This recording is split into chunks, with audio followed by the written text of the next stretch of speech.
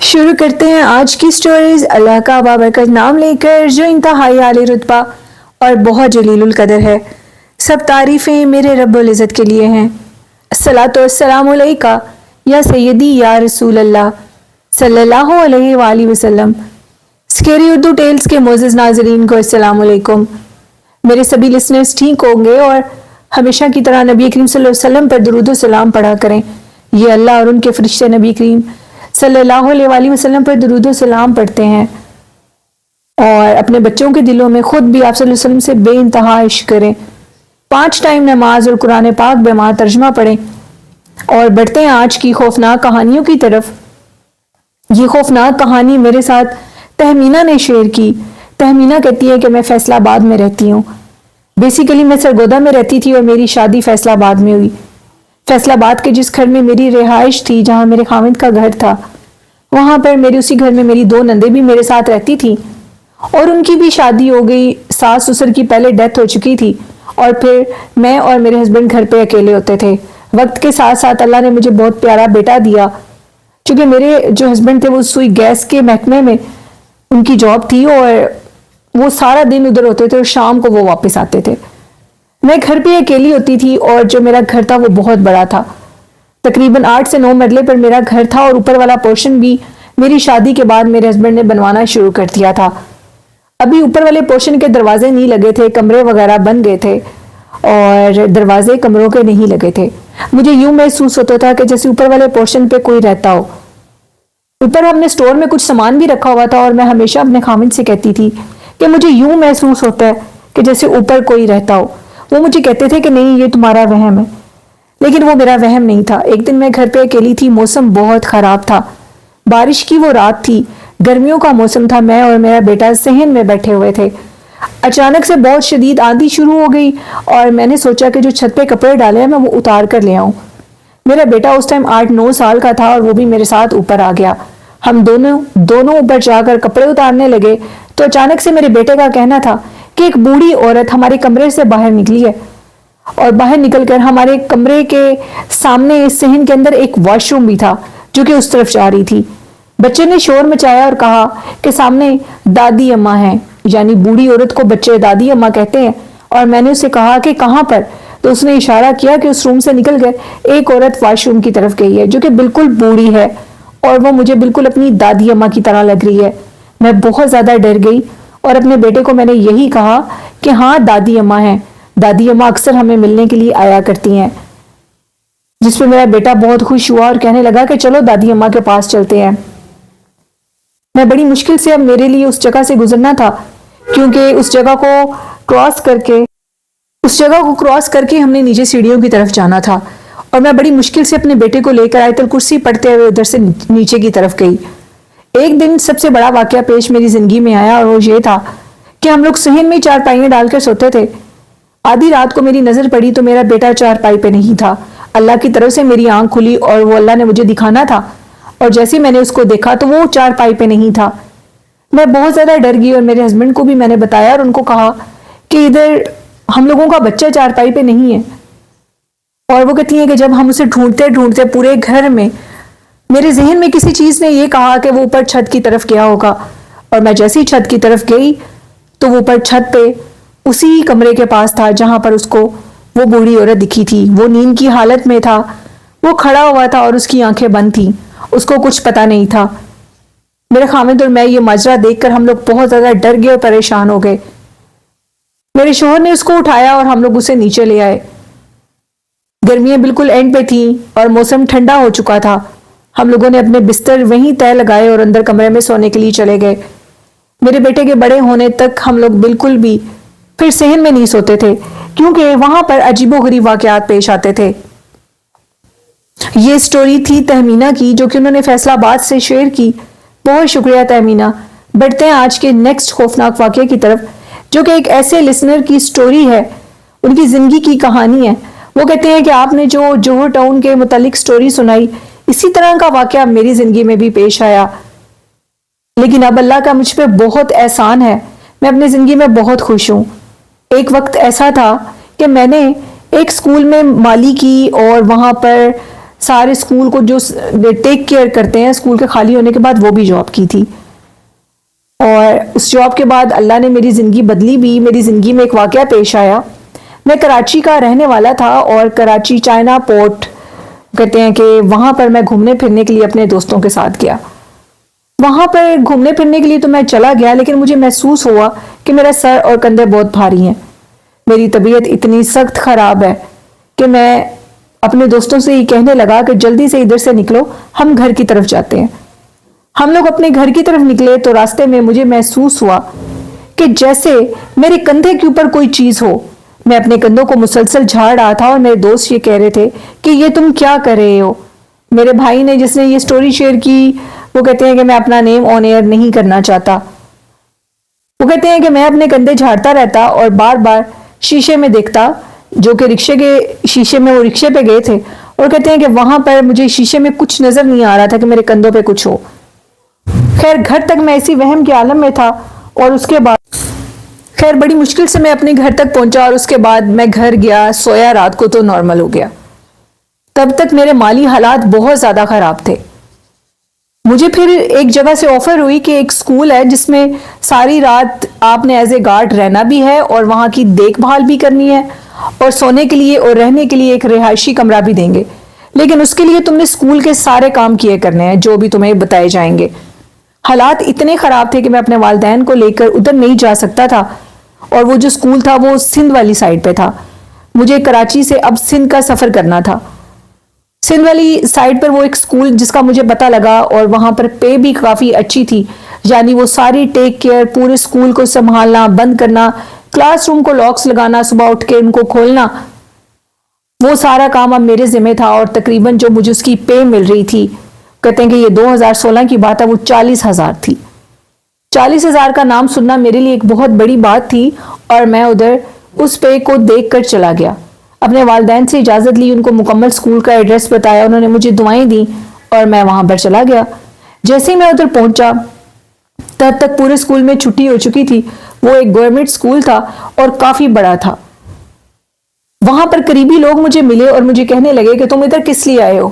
تو میں نے بتایا کہ ادھر میری نوکری لگ چکی ہے، اور گورنمنٹ کی نوکری تھی، مجھے کسی نے وہ میری نوکری کا کروایا تھا اور میں بہت خوش تھا. تو انہوں نے کہا کہ بھائی ادھر سے 2-3 بندے پہلے بھی جا چکے ہیں. کب مانا جاتا ہے کہ سکول بہت بھاری اور اسیب زدہ ہے.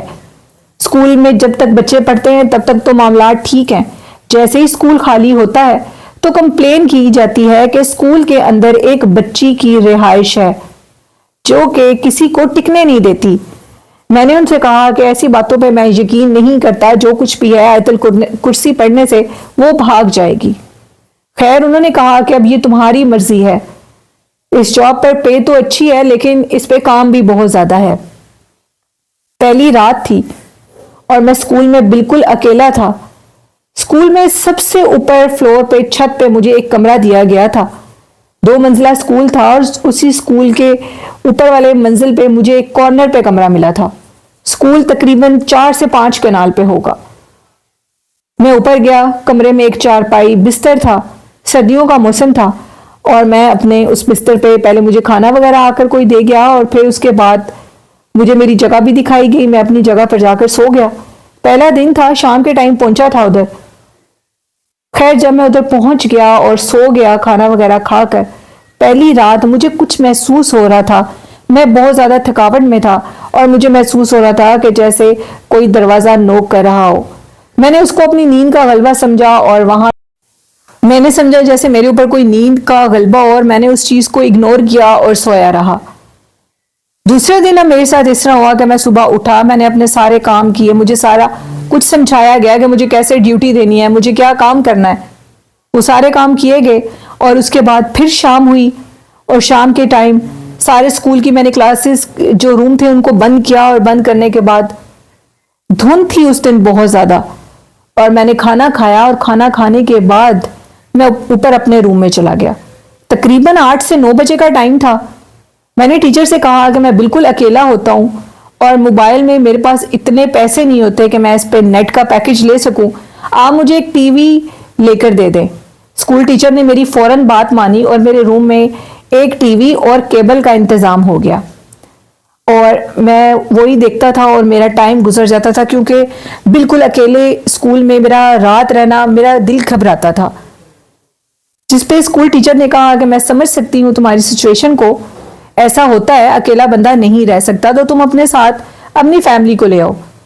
جس پہ وہ کہتے ہیں کہ میں اپنی فیملی کو نہیں لا سکتا، میری 2 بہنیں بھی ہیں جو کہ میرے ساتھ ادھر ایک روم میں نہیں رہ سکتی، اس لیے میرے والدین اور میری بہنیں کراچی میں ہی رہیں گی.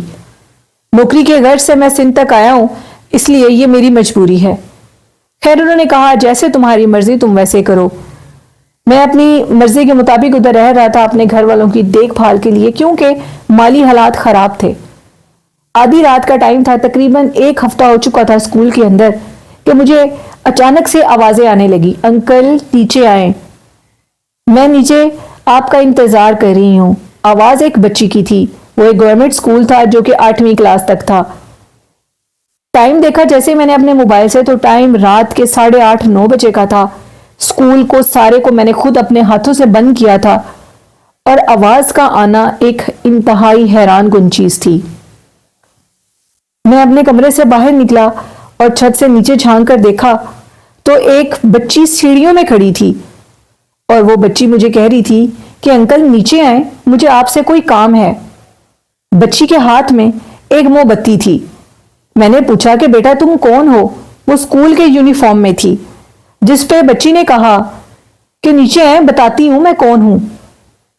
اچانک سے میرے والدین کی دعائیں، آیت الکرسی کے حصار نے، چاروں کلوں کے حصار نے مجھے بچا لیا اور مجھے کسی چیز نے میرے دماغ میں یہ کلک کیا کہ یہ معاملہ ٹھیک نہیں ہے.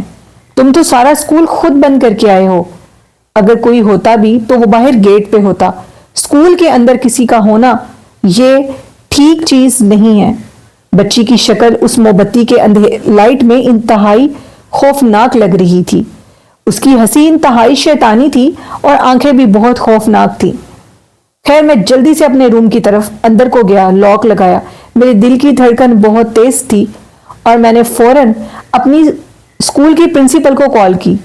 وہ میری کال پک نہیں کر رہی تھی.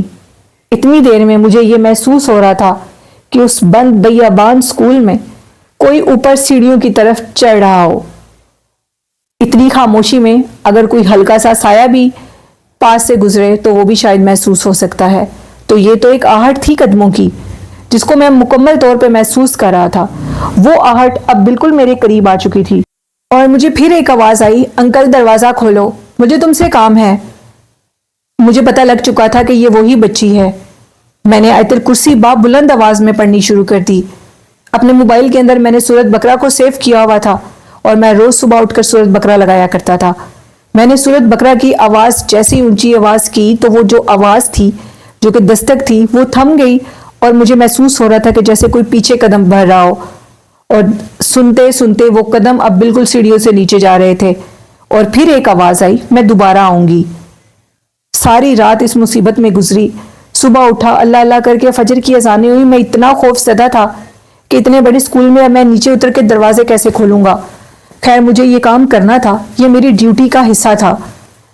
میں بڑی مشکل سے صبح نیچے کی طرف سیڑھیوں پہ گیا اور سب سے پہلے باہر جا کر مین گیٹ کو کھولا. مین گیٹ کو کھولنے کے بعد مجھے سامنے علاقے کے کچھ لوگ نظر آئے. انہوں نے میری حالت جب غیر دیکھی، میرا بی پی بہت لو ہو چکا تھا. میں نے جیسے ہی اسکول کا مین دروازہ کھولا اور میں باہر کی طرف گیا تو میں دروازے کے باہر ہی گر گیا. انہوں نے مجھے اٹھایا. اتنے میں پرنسپل بھی آ گئی. ٹائم 6:30 بجے کا تھا. انہوں نے مجھے دیکھ کر کہا کہ تمہیں نوجوان ایسا کیا ہوا ہے کہ تم اتنا ڈر گئے ہو؟ جس پہ میں نے کہا کہ رات میری حالت بہت خراب تھی، میرے ساتھ ایک عجیب و غریب واقعہ پیش آیا تھا. انہوں نے پوچھا کیا واقعہ؟ تو میں نے کہا کہ اس طرح ایک بچی نظر آئی تھی اور میری حالت بہت خراب ہے. حالت اتنی خراب تھی کہ قریبی ڈاکٹر کے پاس لے جایا گیا. جب طبیعت ٹھیک ہوئی تو علاقے کے لوگوں نے کہا کہ ہم تمہیں پہلے بتا چکے تھے. یہاں پر رہنے والے جو بھی مالی اور آتے ہیں ٹیک کیئر کرنے کے لیے وہ زیادہ دیر نہیں رک سکتے. تم پہلے شخص ہو جو 1 ہفتے سے اوپر رہ چکے ہو. باقی لوگ تو تیسرا دن بھی نہیں ادھر نکالتے اور ان کا بھی یہی کہنا ہے کہ اسکول کے اندر ایک بچی کا بسیرا ہے. مجھے یہ کہنا تھا کہ مجھے یہ نوکری نہیں کرنی، مجھے دوبارہ اس اسکول کے اندر بھی نہیں جانا اور میں یہاں سے نکلنا چاہتا ہوں. اللہ بھلا کرے ایک شخص کا جس نے کسی بہانے سے وہ اسکول میں اندر گیا اور میرا سامان اٹھا کر لے آیا، اور اس نے مجھے کہا کہ میں تمہیں بس تک اتار آؤں گا، تم میرے ساتھ میرے موٹر سائیکل پہ بیٹھو۔ جیسے ہی وہ مجھے اب گھر لے جانے کے لیے یعنی بس سٹینڈ پہ لے جانے کے لیے گیا تو اس کا موٹر سائیکل راستے میں ہی خراب ہو گیا۔ اس نے کہا کہ میرا موٹر سائیکل بالکل نیا تھا، اچانک اس کو کیا ہو گیا؟ موٹر سائیکل اتنا خراب ہوا کہ جیسے وہ سٹارٹ ہوتا تھا تو وہ بھاری ہو جاتا تھا۔ اس شخص کا کہنا تھا کہ یہ کام پہلے بھی 2 لوگوں کے ساتھ ہو چکا ہے۔ جیسے وہ ادھر سے نکلنے کی کوشش کرتے ہیں، یا تو ان کی وہ جس سواری پہ جاتے ہیں وہ سواری خراب ہو جاتی ہے، اور یا وہ سواری اتنی بھاری ہو جاتی ہے کہ وہ منزل تک لیٹ پہنچتی ہے۔ کہا جاتا ہے کہ اس سندھ کے اس گورنمنٹ اسکول کے اندر اس بچی کا بسیرا ہے، جو ادھر آ جائے وہ اس کو نہ رہنے دیتی ہے نہ ادھر سے نکلنے دیتی ہے، بلکہ اس کو نقصان دیتی ہے کہ وہ ادھر آئے کیوں۔ تو یہ کہانی تھی ایک ان نون لسنر کی۔ وہ کہتے ہیں کہ میں پھر ادھر سے نکل گیا بڑی مشکل سے، بامشکل 10 دن رہا، اور وہ خوف کی جو رات تھی، جو وہ بچی میں نے خود دیکھی، وہ اکیلے اسکول میں ایک بچی جس کو دیکھ کر میرے رونگٹے کھڑے ہو چکے تھے، وہ منظر عام نہیں تھا، وہ بہت خوفناک منظر تھا۔ اس کے بعد اللہ نے میرے پہ اپنے کرم کا دروازہ کھولا اور میں اپنے کام پر لگ گیا، ایک اچھی جاب مل گئی مجھے، اور اس جاب کے بعد وقت گزرتا گیا اور اللہ نے مجھے بہت کچھ دے دیا۔ اپنی بہنوں کی شادی بھی کر لی اور اپنے والدین کو ایک گھر بھی چھوٹا سا لے کر دے دیا۔ اللہ جس کی چاہے مدد کرتا ہے۔ شاید اس رات اس تکلیف میں اللہ کو سچے دل سے پکارنا اور اس سے مدد مانگنا اور اس سے اپنی زندگی کی بھیک مانگنا میرے مالک کو پسند آیا، اور میں آج ایک کامیاب انسان ہو چکا ہوں۔ لیکن وہ خوفناک رات، سردیوں کی وہ رات، وہ دھند کا موسم، اکیلا اسکول اس علاقے میں، اور دور دور گھروں کا ہونا، اور قریب وہ کہتے تھے سارے ڈیرے تھے اسکول کے، وہاں پر بچیاں بھی کمپلین کرتی تھیں کہ ان کے ساتھ بھی واقعات پیش آتے ہیں۔ یہ سب کچھ خوفناک، ڈرا دینے والا تھا، بھیانک تھا۔ اللہ جانے کچھ عرصے کے بعد مجھے یہ بھی معلوم ہوا، جو شخص مجھے بس سٹینڈ تک چھوڑنے آیا اس نے کہا کہ اسکول کو بند کر دیا گیا ہے، کیونکہ وہاں کے پرنسپل کی بڑی خوفناک موت ہوئی تھی اسی کمرے کے اندر۔ ان کے گلے میں بجلی کی تار تھی اور کہا جاتا تھا کہ انہوں نے خودکشی کر لی ہے، جبکہ وہ تو اپنے گھر میں بہت خوش تھیں، وہ ایسے کیسے کر سکتی تھیں؟